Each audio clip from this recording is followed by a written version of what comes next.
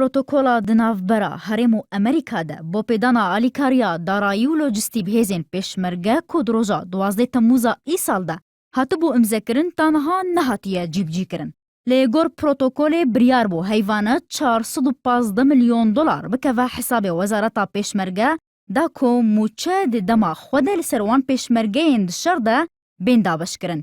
لید دما نهادا مهانا موچه تین درن خستن و او پیشمرگه جی به فرمان برین وزارت دنره موچه این خواه وردگرن.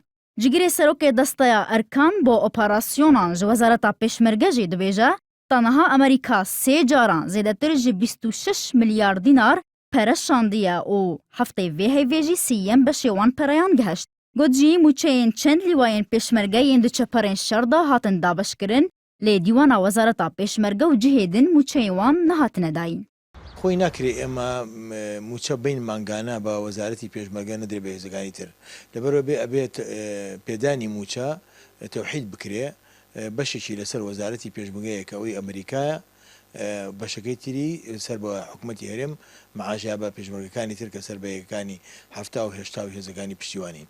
بالام لروی کی تروا اگر هر کاتیک هزی پیشمرگه کرد هر کاتیک وزارتی پیشمرگه هر هزیک زیاد کرده سر وزارتی پیشمرگه با تأکید آوانیش همان موچه امریکان شمولیانه که. بریاردر لجنه پیشمرگه لپارلمان کردستان جید بیجه جدما کو پارلمان جکارهاتی خستن داخوازا جوینه که لسر کشین پیشمرگه و درن کتنا موچه اندکن لبرسواوان نهاتی داین. ئێمە هەتاکو پەرلەمانی کوردستان تعتیل نەکرابوو پەیوەندیەکی باشمان هەبوو و ئەرکی خۆمان زۆر بەباشی جێبەجێ ئەکرد کە ئەرکی بەدووادا چوونە بەڵام لە ئێستاە ئەوەتای پەرلەمانی کوردستان تعتیل کراوە وەزارەتی پێشمەرگەش هاوکار نییە لەگەڵ ئێمە لە پێدانی زانیاریە تەنانەت ئێمە چەندین جار داوامان کردووە کە کۆبوونەوە بکەین لەگەڵ یانە وەکو لیژنەیەکی معنی بۆ ئەوەی زانیاری وەربگرین لەسەر بوارە زۆر بە زۆرەکانی پێشمەرگە بەڵام هاوکارمان نەبوون هەتا ئێستا.